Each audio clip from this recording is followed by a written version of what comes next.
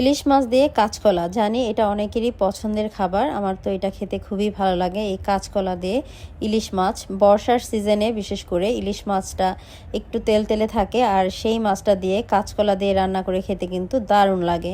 আর কাঁচকলা এমনিতেও আমাদের শরীরের জন্য খুবই উপকারী। এই রান্নাটা আমি প্রায়ই বাসায় তৈরি করে থাকি এবং খুবই সিম্পলভাবে কিন্তু খেতে হয় অসাধারণ। তাহলে চলুন রান্নাটা দেখে নেই। আজকের এই রান্নাটা করব। আমি একটি বড় সাইজের ইলিশ মাছ নিয়ে নিয়েছি, একেবারে পদ্মার ইলিশ। তো মাছটার ওজন ছিল আনুমানিক 1 কেজি 200 গ্রামের মতো, আর মাছটা খেতে দারুণ ছিল। আর এখানে আমি কাঁচকলা নিয়ে নিয়েছি। কাঁচকলাগুলোকে আমি কেটে নিচ্ছি, আর এখানে আমি আজকে প্রায় 5টি কাঁচকলা ব্যবহার করব। আর মাছটাকে আমি আগেই ভালোভাবে কেটে তারপর পানি ঝরিয়ে রেখেছি। আর এখন আমি চলে আসছি কাঁচকলাগুলো কেটে নিতে। আগে থেকে কাঁচকলা কেটে রাখলে এগুলো কালো হয়ে যাওয়ার একটা সম্ভাবনা আছে। আর কলাতে যেহেতু প্রচুর পরিমাণে আয়রন থাকে, তো আগে থেকে কেটে রাখলে কিন্তু কলাগুলো কালো হয়ে যাবে। তো কাঁচকলাগুলোকে আমি এভাবে মাঝখান থেকে 2 টুকরো করে কেটে নিয়েছি। তো এখন আমি যেটা করব, কলার মধ্যে আমি সামান্য একটু হলুদ দিয়ে দিলাম। এখন হাতে একটি গ্লাভস পরে আমি কলার সাথে এই হলুদগুলোকে বেশ ভালোভাবে মাখিয়ে নিচ্ছি। এটার অর্থ হচ্ছে কলাগুলো যেন কালো না হয়ে যায়। আর এভাবে হলুদ দিয়ে মাখিয়ে রাখলে পরবর্তীতে ধোয়ার পর কলার রং আর কালচে হবে না, তরকারির কালারটাও কিন্তু দেখতে খুবই ভালো লাগবে। আর এছাড়াও কলাতে একটা এক্সট্রা কষের মতো থাকে, সেটাও কিন্তু দূর হয়ে যাবে।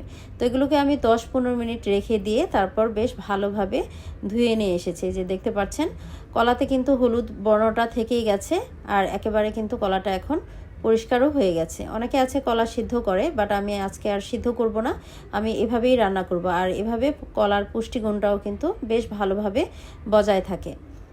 তো এই তো আমার কলাগুলো ধোয়া হয়ে গেল। এখন এগুলোকে আমি এক সাইডে রেখে দিচ্ছি। এখন চলে যাচ্ছে আমি মূল রান্নায়।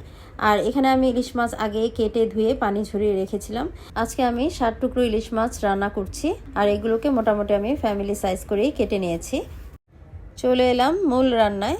কড়াইতে আমি পর্যাপ্ত পরিমাণে তেল দিয়ে দিয়েছি, প্রায় 4 থেকে 5 টেবিল চামচের মতো তেল দিয়েছি। আর পেঁয়াজ কুচি দিয়ে দিয়েছি প্রায় হাফ কাপের মতো। পেঁয়াজগুলোকে একটু নরম হয়ে আসা পর্যন্ত কিছুক্ষণ ভেজে নিয়ে এর মধ্যে দিয়ে দিলাম হাফ চা চামচ হলুদের গুঁড়া, আর 1 চা চামচ দিয়েছি মরিচের গুঁড়া, 1 চা চামচ মতো দিয়েছি ধনিয়া গুঁড়া, আর দিয়ে দিয়েছি স্বাদ অনুযায়ী লবণ। এখন চুলার আঁচটা মিডিয়ামে রেখে মশলাগুলোকে একটু সময় নিয়ে কষিয়ে নিতে হবে। মশলাগুলো যেন পুড়ে না যায়, সামান্য একটু পানিও অ্যাড করে দিলাম। আর ইলিশ মাছ রান্নায় তো মশলা খুবই কম লাগে, তো মশলাগুলোতে একটু পানি দিয়ে ভালোভাবে কষিয়ে নিয়ে এর মধ্যে এখন কেটে ধুয়ে রাখা মাছের পিসগুলো দিয়ে দিলাম। মাছগুলোকে একটু উল্টে পাল্টে দিয়ে আমি কষিয়ে নিব। আর চুলার আঁচটা কিন্তু মিডিয়ামে রেখেই মাছগুলোকে কষিয়ে নিতে হবে।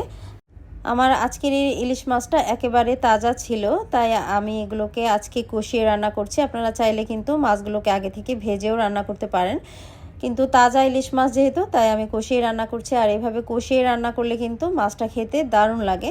তো মাছগুলোকে আমি বেশ কয়েকবার ঢাকা দিয়ে ঢেকে তারপর কষিয়ে নিয়েছি।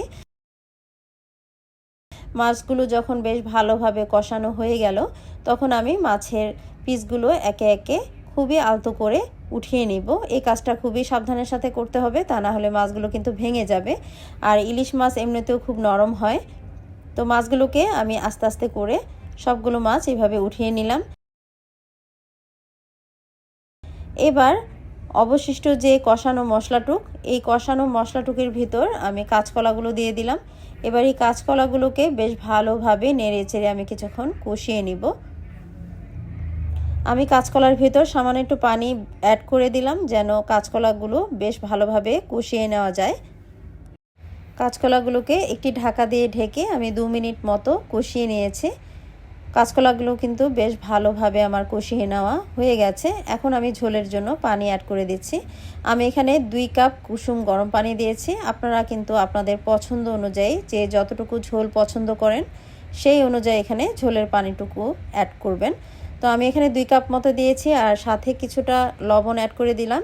একটি ঢাকা দিয়ে ঢেকে অপেক্ষা করছি বলক চলে আসা পর্যন্ত।